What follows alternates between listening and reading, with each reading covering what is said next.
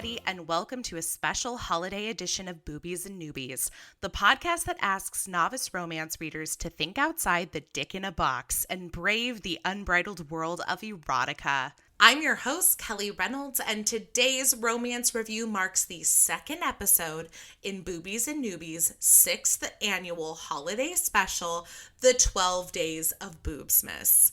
It sounds like a math podcast, but I promise it's not.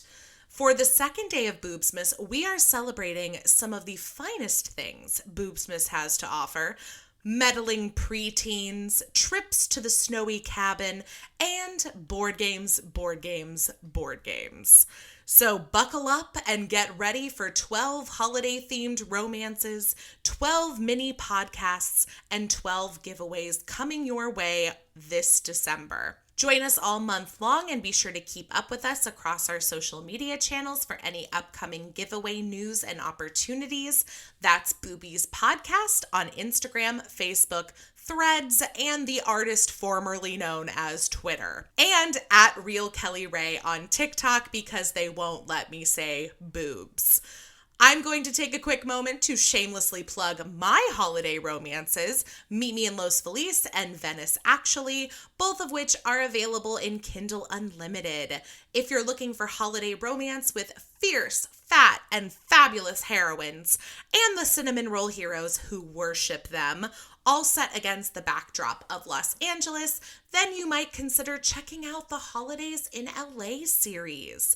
And no pressure, but if you feel like making this podcaster/writer's holiday a little bit brighter, might I suggest leaving this podcast a 5-star review on Apple Podcasts. You can also join the Boobies and Newbies Patreon family for as little as $1 a month and have instant access to bonus podcast clips, our monthly Boobies Unlimited book club, and so much more. In fact, I'm currently prepping holiday mail for my November and December patrons, so now is the perfect time to join the Boobies fam. As always, you can find links for all of the above in today's show notes as well as on our website, boobiesandnewbies.com. And now, on to today's Boobsmas extravaganza. Joining me today for the second day of Boobsmas is a longtime fan and friend of the podcast, Angela Maria Hart. Angela is the beautiful brain behind the Cozy Mystery Book Club, a monthly YouTube discussion about cozy mysteries that has since been made into a podcast as well. Just as December marks the 12 days of Boobsmas here for Boobies and Newbies, it also marks the 12 days of cozies for Angela. Here to tell you all about it is my good friend, Angela Maria Hart. That might be the best introduction I've ever received for anything ever. You were so stinking cute. Oh, thank you, my love. And I will say, for everybody who's listened to this podcast long enough, they know that every 12 days of Boobsmas, I have Angela here. Half of the episode is basically us complimenting each other and telling each other how proud we are. I have to say, so again, because this is all audio, and I had to mute myself for her introduction when she was talking about the social media platforms, because when you ever said the artist formerly known as, I went into hysterics and had to mute myself because I did not want to interrupt your beautiful, eloquent introduction otherwise.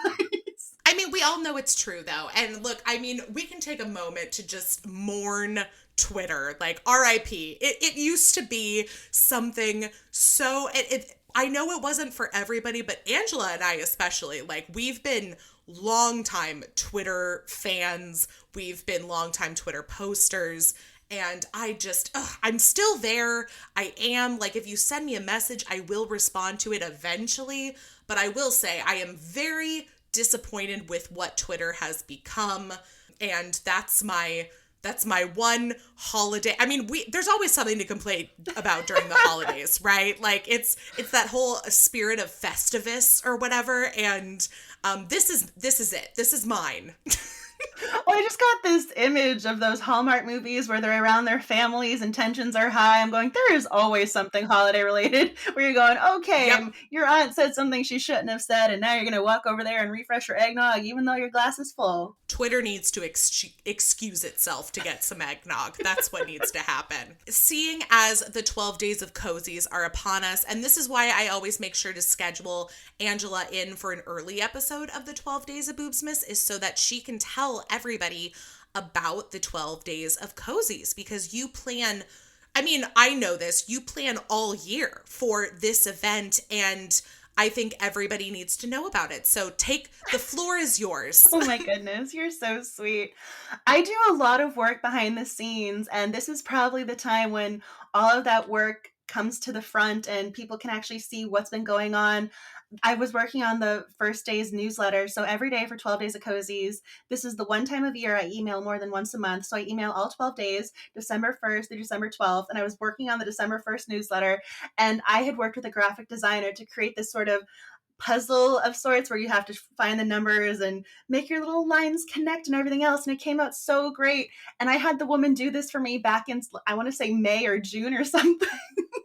So I've had this image ready to go and ready to be shared and put out into the world. So finally, all of the things that have been going on behind the scenes are coming to the forefront. So I'm really excited, and I hope people enjoy what I've been working on.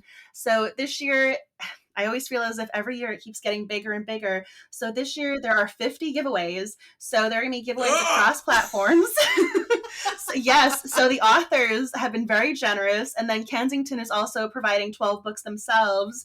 So it is going to be, I was going to say, this is going to be one of the biggest events that I've done thus far for the Cozy Mystery Book Club. So we're kicking off the day every morning with an email newsletter, and there's going to be exclusive content in the newsletter from guest blog posts, and then there are also going to be guest blog posts for the website, but people have also created unique content such as Instagram stories and mazes and things like that. But then there are also going to be, even though Twitter is what it is, I still am planning on doing the Twitter reading sprints. So every evening from 5 to 8 p.m., authors will be ready to chat with you live from 8 to 9 p.m. So every evening, this is going on December 1st through 12th. So every night, someone is going to be over on Twitter answering your questions, ready to talk about cozy mysteries.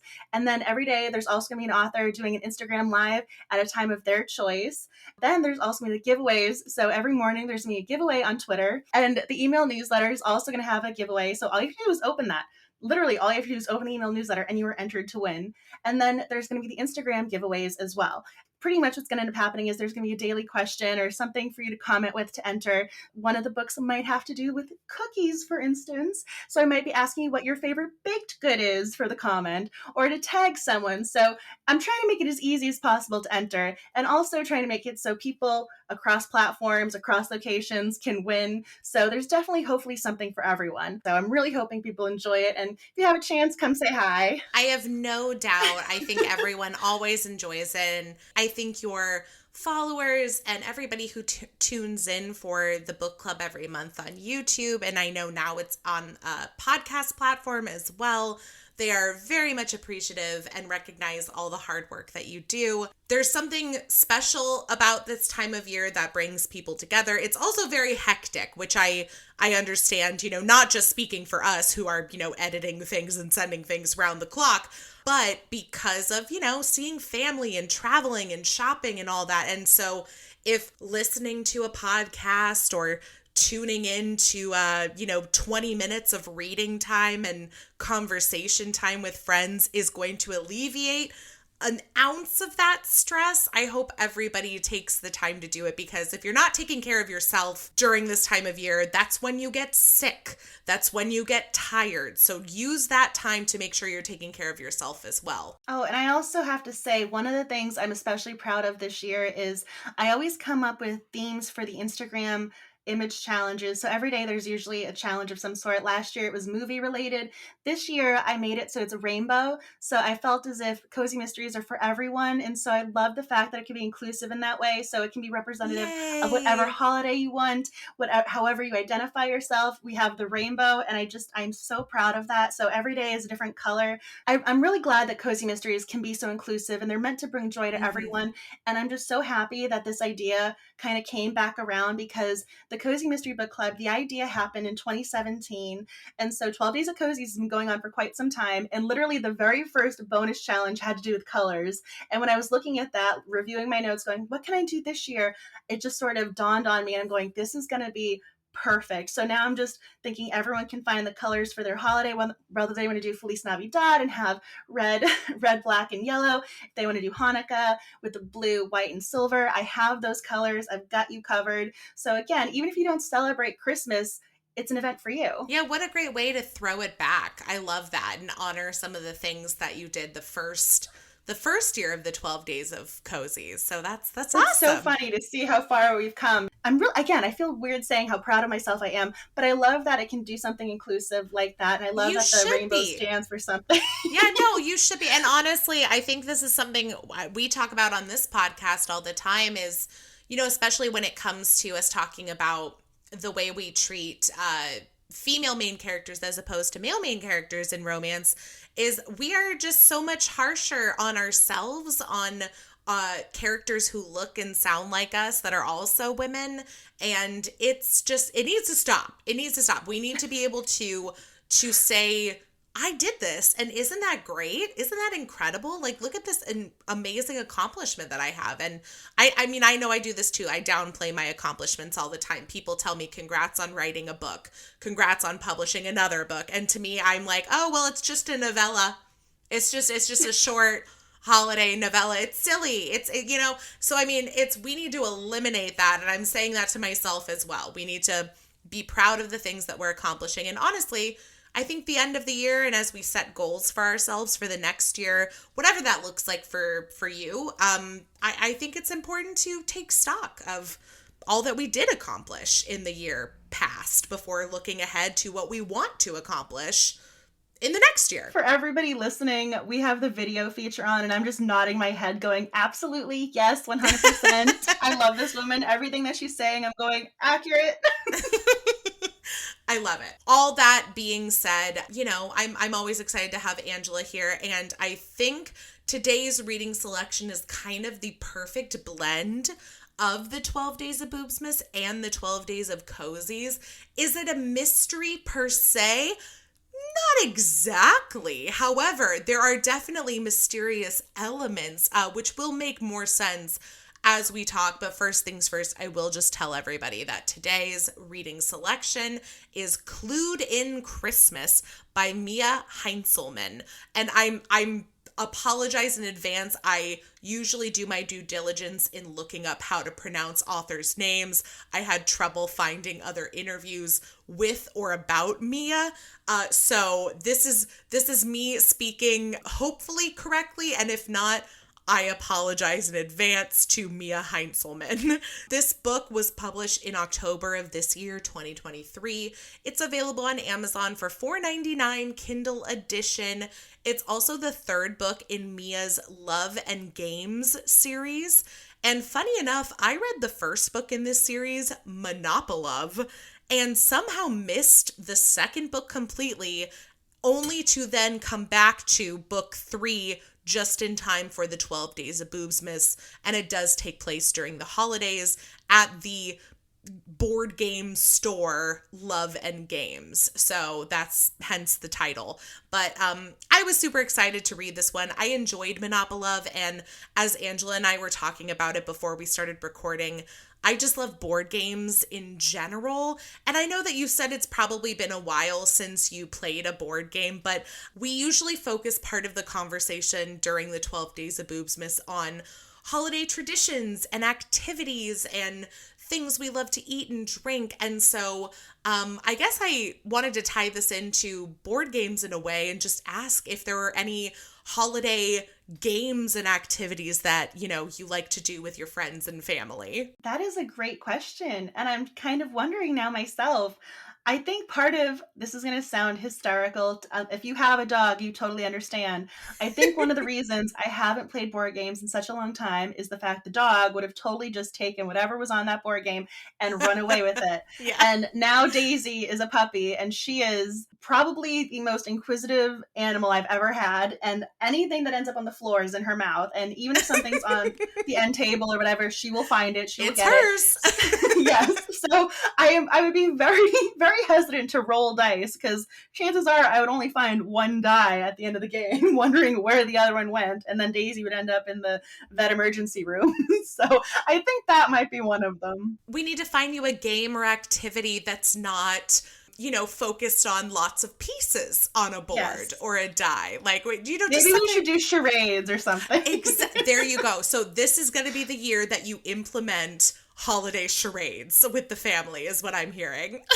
Well, I also love how most of my board game references have to do with television shows, because even just saying charades, I think of The Dinner Party with Michael Scott in The Office, and how he's trying to say Tom Cruise without, I mean, everything always comes back to movies with me. So that's also why Clue, the movie, was very close to my heart. I was very excited about that. So even if I'm not playing board games, I'm still intrigued by them. I think about the trivia competition on Friends between the girls and the guys, and the winner winning the apartment. Like, I'm such a diehard. Yeah, like, and I know that you're a fan of Friends as well, and because we've definitely referenced it before on this podcast, but yeah, I could tell you the answer in question to every single one of those questions that are asked during the trivia episode, which is one of the best episodes of Friends, I will say. Oh, absolutely. We've talked about this as well. Like, I love a good trivia game, like, because I retain a lot of weird information about,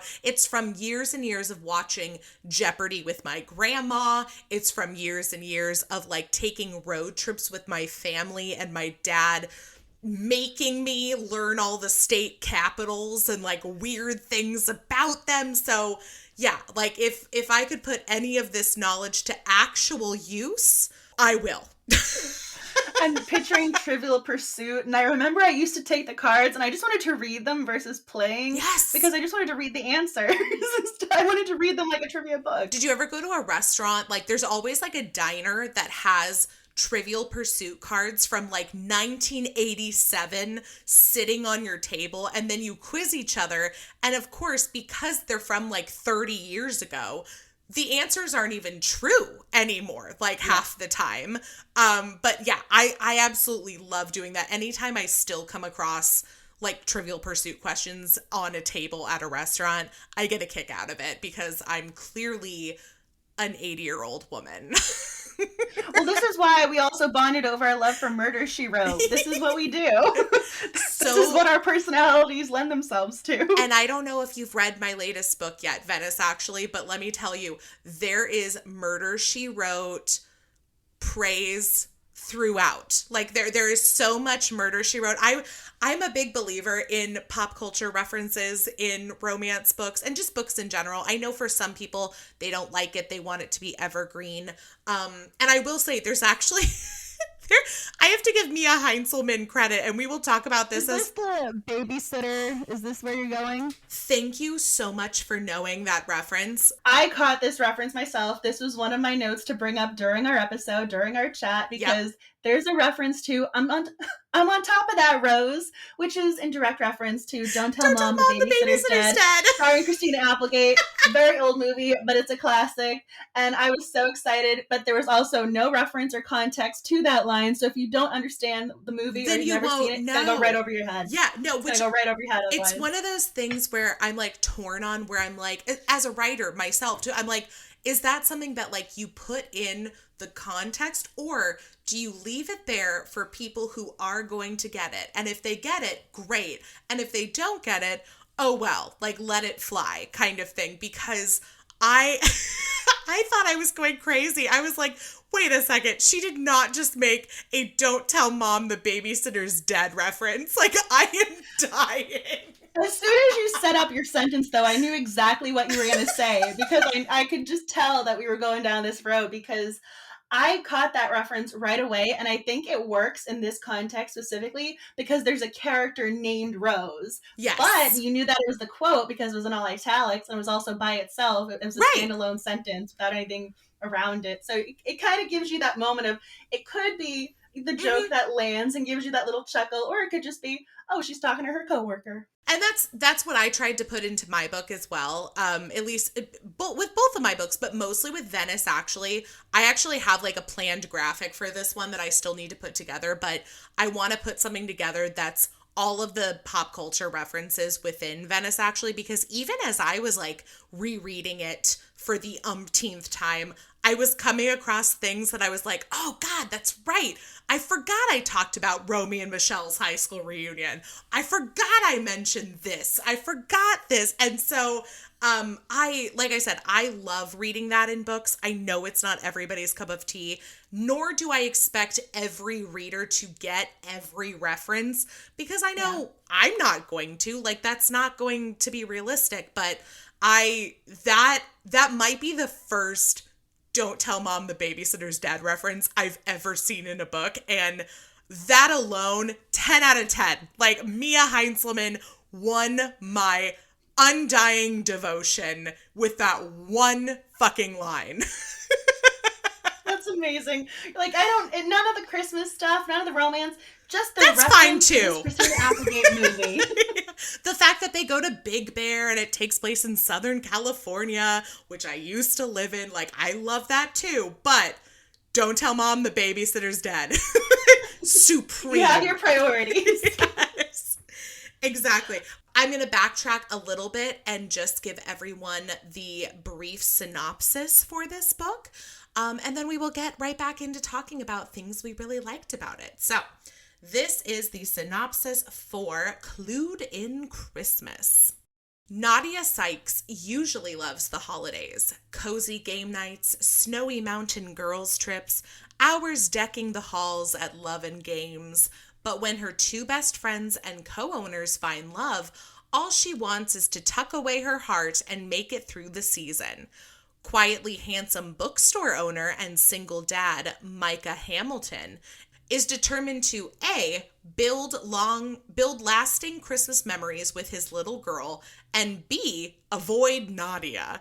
When his daughter asks to attend the holiday festivities at Love and Games, though, Micah is forced to introduce the woman who broke his heart to his child she never knew existed. I will say, this sounds like a soap opera. It's not, but there are definitely like elements to this that feel very soap opera-like, at least when you're reading the synopsis.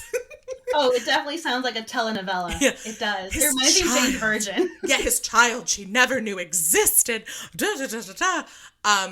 The scene would drive anyone to plot their romantic reunion, and someone does. I mean, really, it's all of them. Like, let's be honest. It's not one person. It's everybody conspiring to get them back together. Between turkey dinners, tree decorating, and mistletoe kisses, mysterious notes begin showing up at the game store as Nadia strings together clues, motives, and suspects for this twisty whodunit. She and Micah are blindsided by the return of their desire. Is it a mistake to lose themselves in each other again? Or will a Christmas miracle bring them back to where they belong? Okay, so obviously, if you read just the titles alone for these books, they all reference some famous board game. You know, the first one's Monopolov. I forget what the second one is, but I think it has to do with Trivial Pursuit. Okay, and then this one, Clue.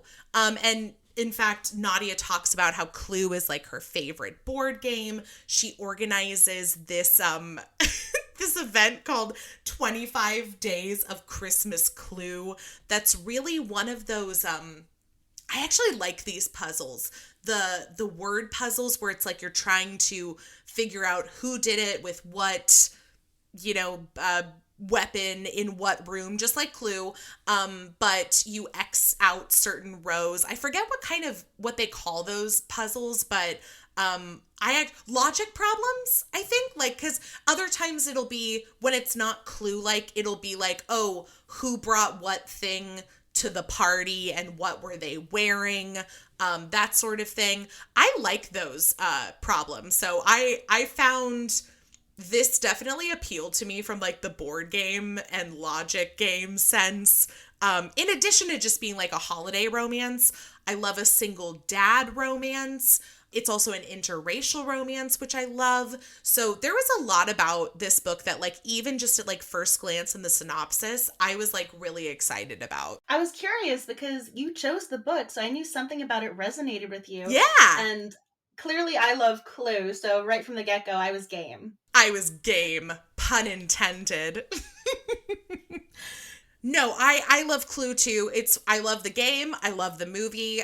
So I was really excited that not only did this one have to do with Clue in some way, but that it also was a holiday romance. Perfect mix of mystery and holidays, hence why I chose Angela to hang out with me for this one.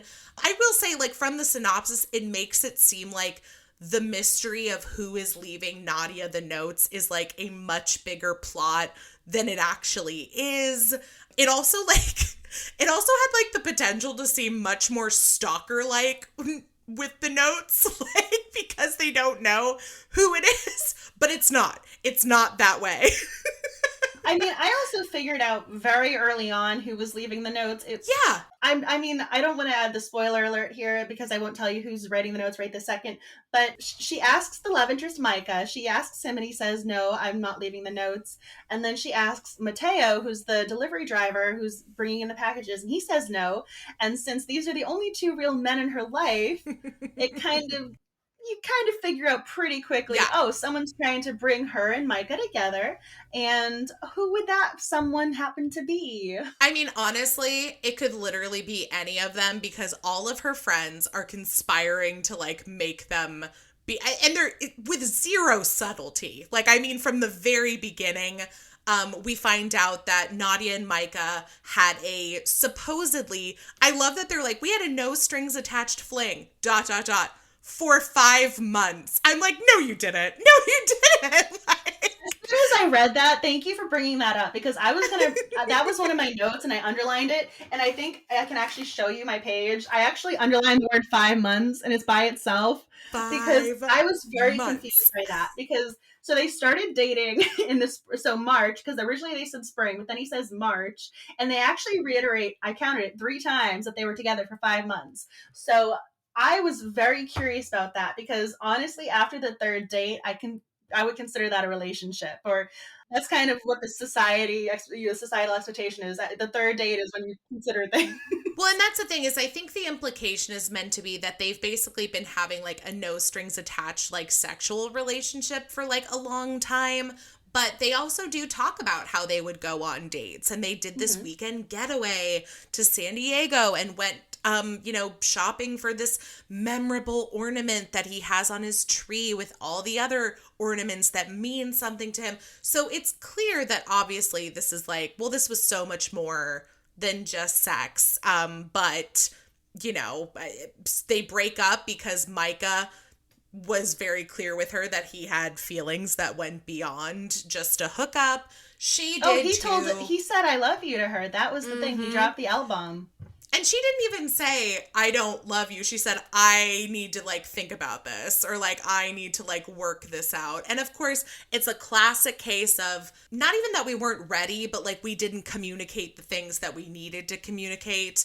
And honestly, I like that very early into the book, they yes are kind of forced to deal with this because of the way that their friends and his daughter are pushing them together. But I like that it's not just, I told you I loved you, you didn't say it back. It's also her telling him, well, you also didn't mention that you have a full ass child. Like you have like an 11-year-old daughter that you never mentioned, and that she spends time with you part-time. Like how did you expect us to have a relationship if I didn't even know about like your history and your family and everything?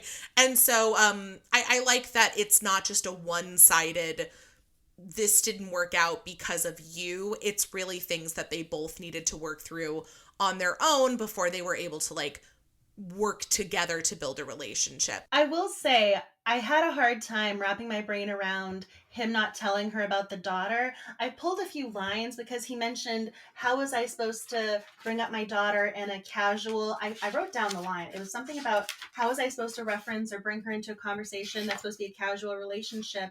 And honestly, I don't think it had to do with the fact it was even a casual relationship. Your child is something, I mean, once you are a parent, you are a parent. That is how you identify yourself. That is a part of Mm-hmm. your life, who you are to your core being. And whether it's a full relationship or not, whether it's only partial or not, it's hard to not mention a living, breathing human being to me. I mean, I even tell people I'm a dog mom right from the get-go. I mean, and I did not birth that child. I don't, it's hard for me to wrap my brain around that one as the reader. It also kind of it felt a little inconsistent for me in terms of his character too, because I guess he struck me as like that kind of guy that's just, he's very caring. He obviously is a great dad, even though he doesn't have his daughter with him like all the time. He shares custody. And then I was just kind of like questioning. I'm like, has she never been around before? Like, his store is around the corner. He's clearly, Micah not only has had a relationship with Nadia, but he has friendships with the guys that are with her business owner partners. Like, and so I don't know. It was the same. I know it's such a small thing, but it was another thing that I thought about. I was like, why is this girl not in school? Why is she not in school? That was one of my notes, because she's working there at the store during the week. Right. And they mentioned that the book starts, it's the week before Thanksgiving. And we find out that Nadia is spending the holidays, or not Nadia, Micah's daughter is spending the holidays with him between Thanksgiving and New Year's. And I get that. I understand that, especially because her mom is going through rehab right now. She's struggling with alcohol addiction. And I was like, well, wait a second, but there's still school. Like, what? I'm sorry, what school is out? Thanksgiving until New Year's? Like, I actually did have that break when I was in grad school. Like, we got out at Thanksgiving and we didn't come back until after New Year's. But she was out a week before Thanksgiving. And I mean, we're talking about like a 2-month long almost like vacation. No, I was very curious about that as well. I almost had that moment of, okay, is she homeschooled? Is this part of the explanation of the mother being away and now she's not? I mean, one of the ways she pitches herself to Nadia, owning the bookstore, wanting to work at the bookstore, is that she'll be there early morning for the weekdays. Yeah, she's going to make them coffee. Yes, and hot chocolate. And that was my question of, what time is homeroom? Right, right. I mean, I think I had homeroom at 8:15 in the morning. So how are you supposed to be opening bookstore? They hire this, 11-year-old girl to come in and work at their store on Monday mornings. Like, it's just, and I know that this would be what I would classify as a Boobies and Newbies petty note, because I'm just like, I realize this has no bearing on the actual story or romance, but I just was like, wait a second, I'm sorry, like, what 6th grade, so what middle school is out for 7 weeks for holiday vacation? And like, why wasn't my middle school out that long? Because I have words. I want to have words with our administrators. I like how we both had the same note. And I literally had the giant quote circled. And I also have another note about 5 months. Clearly I totally understand people having their like dial-a-dick person that they're like, I just need him to come over for like some fun times. But like 5 months, I don't know. And like consistently getting together for 5 months to the point where he's falling in love with her. So like, that it's beyond sex. I don't know. But you know what? Setting that all aside, because again, I don't think any of that is super important to their story, other than knowing that they have had some kind of prior relationship that is actually still very recent as well. Because if they were hooking up for 5 months, and she calls him her ex too. So I mean, that would be that she thought of their relationship as more than just a physical fling. Like, they would have only broken up a month and a half earlier, maybe, before the book takes place. So it's still a very, very fresh wound. If you go back and you read the other 2 books, you will get Harper and Rox, who are also sisters. You will get their stories with Declan and Murph. So I think this is a good one to kind of like bring the series together and set up the final business partner of love and games. And yeah, I enjoyed it. I feel like there was a lot of holiday festivities. I love I'm not big on second chance romance. And I don't know if, I guess that's kind of what it is. Like for me, I love a good like fling to lovers, or like we're just hooking up to lovers. This one was kind of like in between the two, because they did have this like hookup styled relationship, but they stopped, and then now they're going back to, well, let's be friends and see what that's like. And then, you know, obviously that doesn't last very long, because they're like, I'm so hot for you, baby. She loves this cardigan. She's hard for the cardigan. So oh my God. Which, by the way, when we play, when we round out our episode and play a game of tit or tat, the boobies and newbies version of this or that, and I ask you about things from the book, I have to tell you, the way this girl is hard up for this man's cardigans. Like and I think of cardigans, I think of Chris Evans, because that man knows how to rock a cardigan. Like anybody who's seen Knives Out knows exactly which cable knit sweater I'm referencing. But in fact, my favorite steamy excerpt from the book isn't even when they're it's not even like when they're having sex, but she does talk a little bit about his cardigan in it, and that's why it stood out to me. I mean, she references it a number of times. Right. This isn't just a one-off joke. Oh no. This is from the beginning. Like when he reappears in her life at the store, that's one of the first things about the cardigan. So this is from the very beginning of the book to the very end. There's a very vivid description, like maybe a quarter of the way through the book, where she describes him when he walks in the store, and she's like, oh, he's wearing a button-down shirt, and over that he's got a cardigan, and over that he's got an army-style jacket, and then the thing that she's like obsessed with that one specific outfit is he has a newsboy cap that I was like, what? Like that's the thing that like she's like, oh my God, was he always this hot? And they're like, no, it's the hat. And I was like, the newsboy hat? Are we sure? Like that's the thing pulling this together? She had a very specific style that she was interested in, and it was reiterated a few times, and I found it very entertaining. Yeah, exactly. I did want to share my favorite steamy sexcerpt from the book with you, and if you have one, I would love to hear it. This is a little bit later. I was wrong. They actually are in the middle of sex, which is kind of why it's so funny, because like she's having a full-blown conversation with him like while they're having sex. I was wondering about that, because there's a lot of dialogue, and it's not just like I'm enjoying this moment. Yeah, it's not even like dirty talk. It's just like her telling him how much she loves his outfits. And then I do like that they laugh a lot during sex. Like I always am looking for like moments like that in books. I love that. But okay, so keep in mind that as this is happening, he is like pumping in and out of her, and he says, what happened to we can take our time? And she says, that was before I got my hands on this chiseled masterpiece you've been hiding underneath your cute little cardigans. Micah's voice is breathless and gruff as our friction builds. Oh, you like my cool weather style? Micah punctuates every word with a kiss. On my lips, my neck, behind my ears, winding me up. No, seriously, did you bring that little sexy Santa outfit with you? I burst out laughing. Oh, don't act like you don't know what you've been doing to me. I stretch my neck, giving him more access.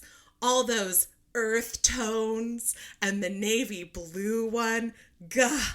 Then you've got the nerve to pair it with that snap front tweed hat. Sinful.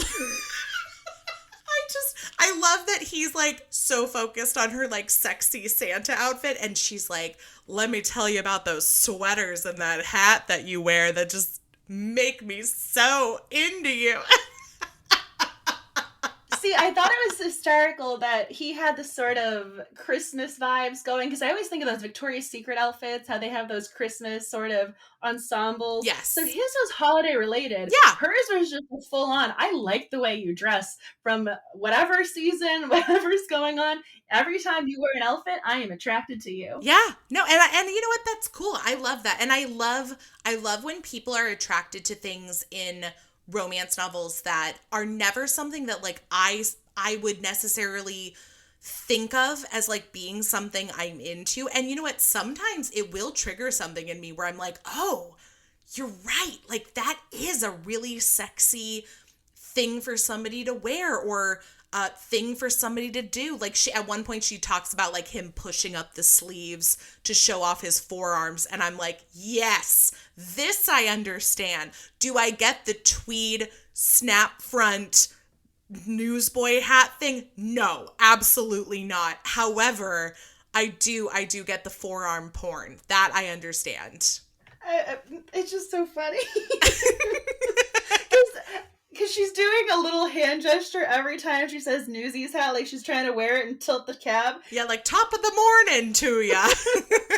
It's the hand motion. Yeah, all I think of is Newsies. Like, I remember thinking that those hats were, like, really cool when I did musical theater in, like, 11th grade.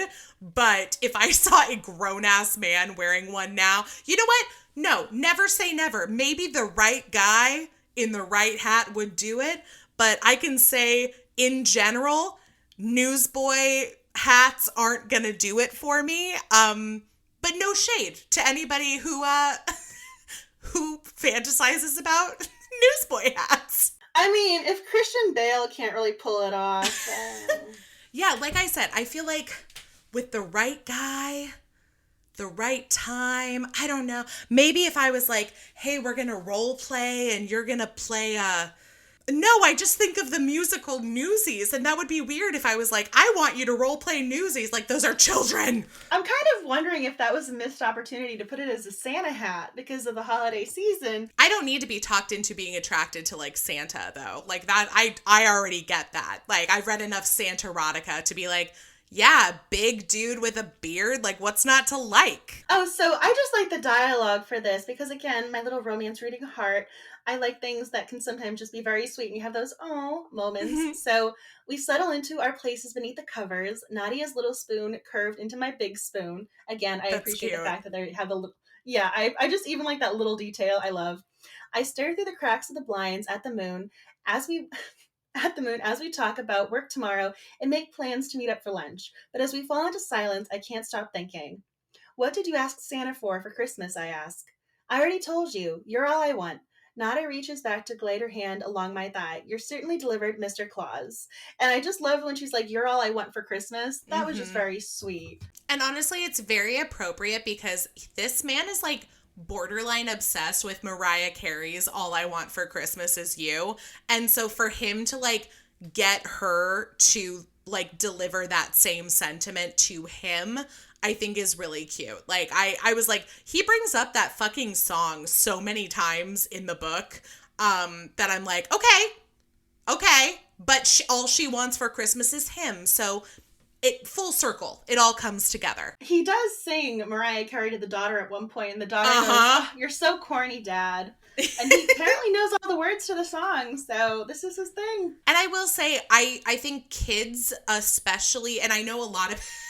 What's funny is a lot of romance readers are very ambivalent when it comes to like kids and romance. Like people either love them or hate them. And I think it's because sometimes they can be like a little too precocious at times. But I actually really did like Jillian, his daughter. Like I thought she was kind of a good, you know, my mom taught this age group. She taught 11 and 12-year-olds for like 25 years. And so I have a lot of experience with kids that are 11 and 12. And I thought she was actually a really accurate representation of that age range, especially when you consider what she's had to go through with her mom and addiction, and the parents, you know, breaking up and everything. Like that ages you. That makes you grow up in certain ways that you would not otherwise maybe be prepared for at that age. And so, I actually did really like Jillian, and I liked his relationship with her. This is my endorsement for people who don't usually read romance with kids. You might still like this one, even though there is a kid. She was very sweet, too, with the father. So, yes, she has a little bit of her sullen teenager self of, oh, dad. Yeah. She has some of those moments, but she genuinely wants him to be happy. And there's a scene in which they have a sort of heart to heart, and she says to him, Dad, not only do you love her, but now you actually have a life. You have friends, you're doing things, you're out of the house. And it was so much more to her than just having a woman in his life or a potential stepmom or something like that. It was what came with Nadia and what she represented and how she wanted her dad to have a full life with having everything that he ever wanted. And it was just so sweet because again, you could have had that moment of, oh, I don't want a stepmom. My mom's good enough. I don't want you to be with somebody. Mm-hmm. And she could have been selfish, but that was not the case. And she was behind wanting her dad to be with this woman who he clearly loved. And she has these moments where she's saying to him, when you kissed her under the mistletoe, she clearly liked it. And she has to spell out to him how she liked it. But he has nice conversations with her.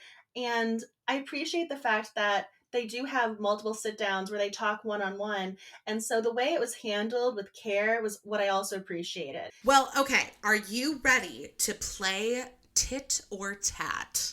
I'm very curious what these questions are. What this is merely a round of this or that with things, people, ideas, etc. from the book. Okay. Are you ready? Yes, I hope so. I'm ready as best as I can be. We will start with something as, hopefully easy as Clue or Monopoly. Oh, Clue. Absolutely Clue. A business suit or a cardigan? I'm going to go business suit. I'm sorry. I'm going to go business suit. Especially when you loosen up the tie when they have those moments of, okay, this is happening. This is different now. As soon as there's emotion with the tie or they're rolling up the sleeves, things get rolling real. up the sleeves. Yep. No, let me tell for me, the tie isn't as much as it is with the rolling up of the sleeves. As soon as the business jacket comes off and the sleeves are rolled up, everything's changing in that scene. When you roll up a cardigan with the sleeves, it doesn't have the same impact. And maybe because I've been in academia too long, I've seen too many cardigans, so they've lost their emphasis with me.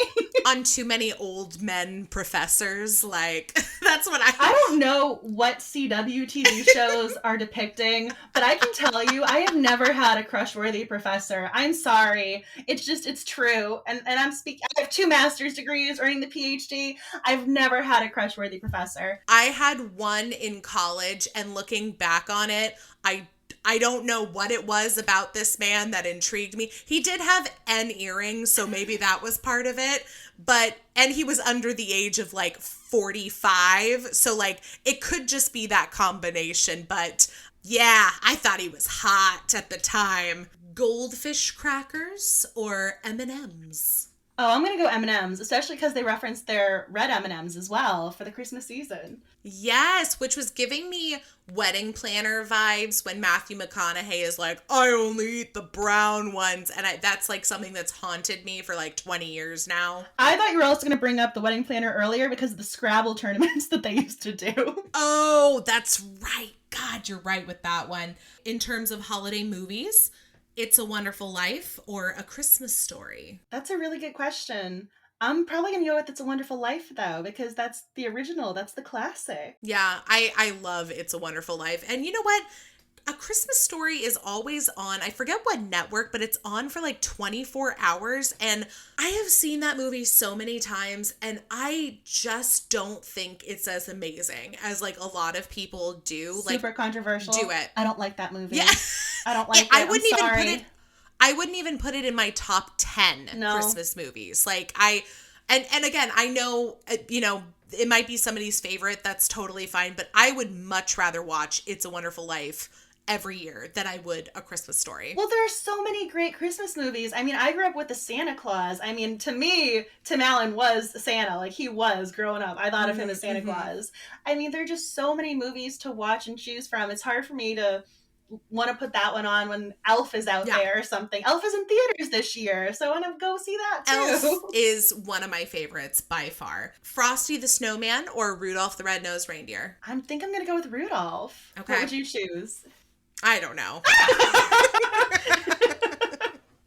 I don't know. Like, it's one of those things where, because I've read so many romance and my mind is so fucking dirty at this point, I'm like, ooh, well, I haven't read a snowman erotica. Like, that's immediately where my mind goes. And I'm like, why am I doing this? Why am I doing this to claymation children's movies? Like, well, there was one of those, so she called them cluisms in the back of the book when she referenced the beginning sentences where they pay homage to the game Clue of Miss Scarlet with the candlestick and the study or something. So each chapter opens with its own little line. And there was one of the lines where I kind of had one of those moments where I felt like Steve Carell in The Office, because I was like, that's what she said. One of them just made me think of that immediately. That was my first thought. I'm going, oh. Funny you brought that up, though, because one of the tit or tat questions I wanted to ask was, I loved that each chapter had the blah, blah, blah with the blah, blah, blah in the blah, blah, blah. Like, and so I was like, I'm going to pick a couple of these that are my favorites and ask Angela about these. So, okay, I've got two of them for you. The first one is Mrs. Greenfield in the bookstore with the turkey, or the Twitterverse in the cheap seats with the scoop. I mean, honestly, the reason I'm going to go with the second one, aside from the fact that she just made the best facial expressions when she said the Twitterverse in the cheap seats, aside from that was, I also didn't understand the turkey reference with that chapter, because I understood the character reference, I understood the location, but no turkey was referenced in that chapter. Okay, and then the second one that I had, I think you'll understand why when I say it. I have Miss Sikes on the curb with the guilt trip, or Nicolas Cage in a glimpse with the epiphany. I mean, when Nicolas Cage is referenced, you have to choose Nicolas Cage and The Family Man. Because that is the moment when she's going, oh my goodness, this movie is speaking to my heart. So she's watching The Family Man having full emotional revelations. And I remember the love interest, he was watching The Holiday and he wanted Christmas fettuccine. So they have very different movie interests, but both of them were having those epiphanies with the films. So holiday movies were a part of this book. The Family Man or The Holiday? Oh, The Holiday. I'm sorry, Nick Cage.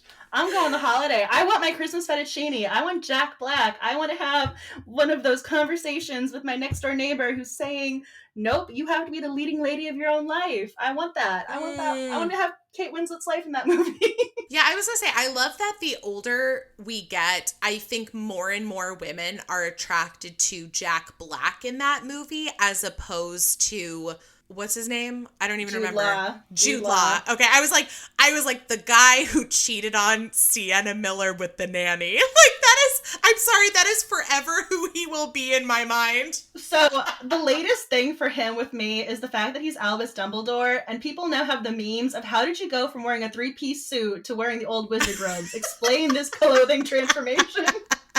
But I have to say, I think Jack Black was always my hero in that movie. He was my go-to guy, because with Jude Law, at the very beginning, he kind of exchanged glances with the woman, okay, so he's already out there having experiences, and he was a little hands-off Cameron Diaz at first. I just love Jack Black in that film, because he was so endearing and so sweet, and when he ever says, come on, I'm going to make you some Christmas fettuccine, and then he's running, and he has her own theme music, and he has the theme music for the next door neighbor. He stole my heart. So Jack Black forever. I love Jack Black in general. Also, a Jack Black reference in my book, Venice, actually. Just putting it out there. Murder, She Wrote, and Jack Black, equal opportunist here. In other words, when I finally do take a moment to sit down and read this book, I'm going to love it and give it all the 5 stars.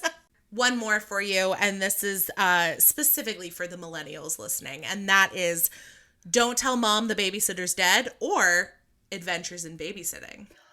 Oh, that is such a difficult question. And I will say, they don't actually mention Adventures in Babysitting in the book, but because of the Don't Tell Mom the Babysitter's Dead reference, I was like, well, I have to put in another Babysitter's movie into this both of those are classics and are both movies I've seen probably upwards of 20 times. But I love Adventures in Babysitting so much, though, because we have all the references with Thor. She's singing the blues. And you also have the same, the little brother from Don't Tell Mom the Babysitter's Dead. He's the same kid in both movies. So and Anthony Rapp is in it, like super young Anthony Rapp from Rent.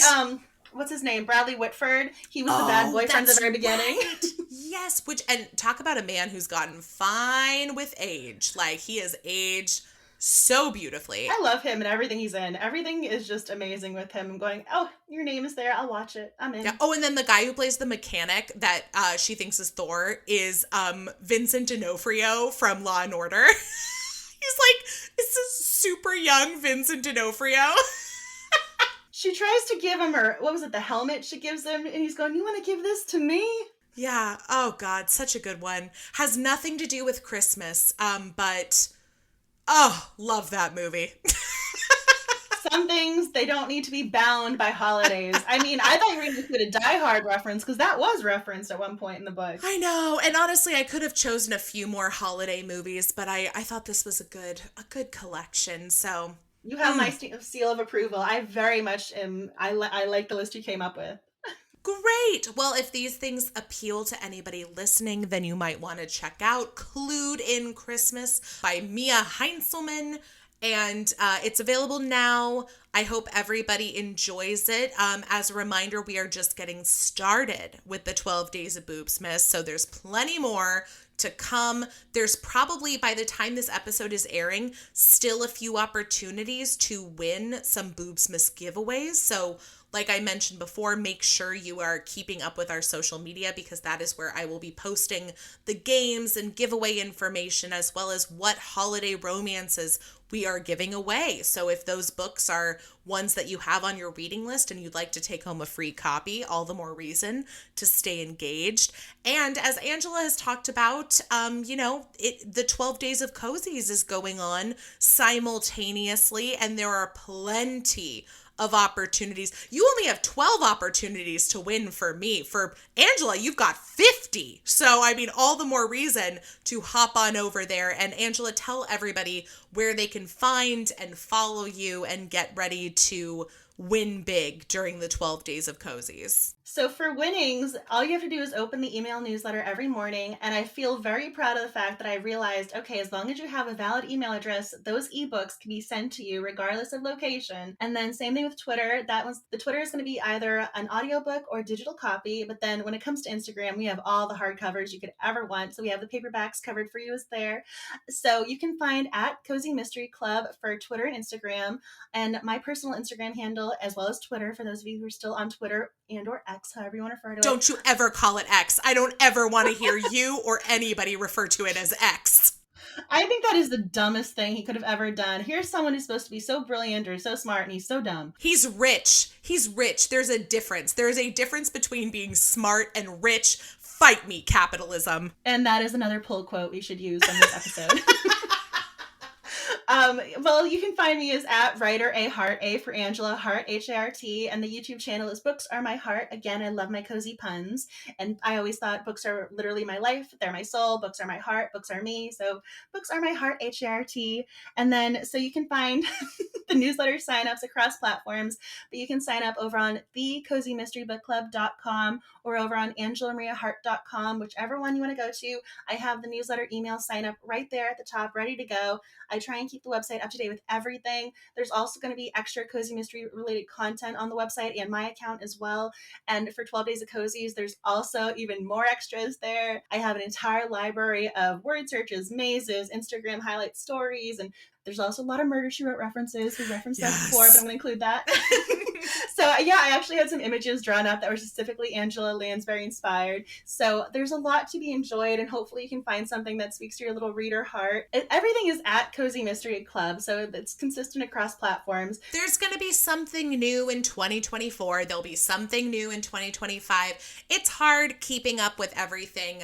And again, we'll close on reminding everyone that while all these amazing fun things are happening during this time of year, please don't forget that, like, you need to take care of you. If that means staying off of social media, if that means only being on Facebook and Instagram and not all the other platforms, maybe make that a goal for 2024. There is nothing wrong You are not missing out by not being on every platform 24 hours a day. I know it can seem that way. This is a conversation I have to have with myself constantly, and I'm sure you do as well, Angela, but you're not going to be able to do everything every minute of every day, and that's okay. I know the pressure is there to do it. I feel it too, but you're only going to be able to accomplish as much as you can when you're taking care of yourself, recognizing your own needs, and, taking those into account as you head into the busiest, craziest time of year. It's also very fun, but that fun can get overwhelming at times.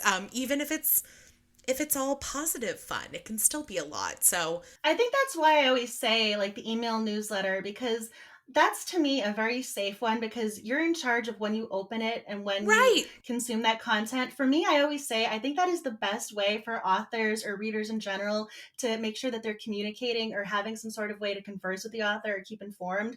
Because when it comes to Instagram, I don't always see the notifications when I'm supposed to. So that's what's also really frustrating to me is it's not just a matter of the content is out of my hands and I can't control what's posted when. But now, even if I want content, I can't always see it because there's quote unquote shadow bans or the algorithm or the It's cookies. always changing. So there's something going on. So even if there is something you want, it doesn't necessarily mean you're going to have it. So I think that's why I struggle a lot where I'm going, okay, I actually have to actively go in and check your Instagram page versus just see your home feed or notifications or something. Guess who doesn't have a newsletter yet? This girl. I was waiting for that. I was waiting for you to say my newsletter is finally happening. It has to happen. And it will. And I promise, I've told myself this, and it's at the top of my list for 2024, especially now that I'm writing as well as podcasting. Angela and I were talking about this before we got started, but I kind of want to do some website maintenance and some I don't even want to say newsletter maintenance because I have to start the damn thing first. But those are like the two things at the top of my list for 2024. And I really, as somebody who's actually been doing some newsletter marketing for other people, I've really been enjoying it. And I think it's been a great way to kind of introduce me to learning, what is it that I want to put in my newsletter. Plus I subscribe to like 50 of them, and I love seeing what everybody puts into their newsletters. So yeah, that's going to be, there we go. It's only the second day of Boobsmas and I'm already setting some goals for 2024. So I would like to think everybody has an email in 2023. And you know what, if you don't, get one for 2024, because I'm sorry, how are you getting through the day without an email address? Like it's gotta be, that should be everybody's goal, is to have an email in 2024 if you don't already have one. And honestly, make one just for book stuff. Like I have like 3 different emails and I use them all. I have my one that's just for coupons and, junk mail. I have my one that's for writing stuff, and I have my one for podcast stuff. It's kind of nice having separate ones that this is the one devoted to, books and newsletters and authors. Like that could be a good goal for people in 2024. But I'm not here to create your goals, okay? Like I'm just putting things out there, and if people want to pick up on what I'm putting down, that is fine. If not, I hope you tune back in for the 3rd day of Boobsmas. So thank you very much. Good night. You need to tell them that you are going to be a guest for the Cozy Mystery Book Club in 2024. This amazing hostess and creator of your favorite podcast is going to be a guest in August. And the Cozy Mystery Book Club read in 2024 for August is Dead and Gondola by Anne Claire. And so you guys officially know what the August book is before anybody else. So you guys officially have the inside scoop with the Cozy Mystery Book Club. So she's going to be the guest hostess the last Tuesday of the month, every month, 7 p.m. EST, YouTube live stream. Kelly is going to be our guest for August with Dead and Gondola. So I'm very excited about that. So join us 8 months from now when we talk about Dead and Gondola, which, I mean, look, if the title alone isn't enough to entreat you to read that book, that's one thing that I will say forever, is that Cozy Mysteries have cornered the market on the best punny titles. Romance, I think, is a close second, but Cozy Mysteries for the win. They've got it. Well, thank you as always for joining me for the 12 Days of Boobsmas. I am so looking forward to the 12 Days of Cozies. And it's always a joy. I love interacting with new to me at least, cozy mystery authors and finding new cozy mystery reading friends. So it's sure to be exciting. And with that being said, Angela, we've only got one last thing to do. On the second day of Boobsmas, my lover gave to me two nipple clamps. Merry Boobsmas, everybody. On the second day of Boobsmas, my lover gave to me two nipple clamps and a hot hookup underneath the tree.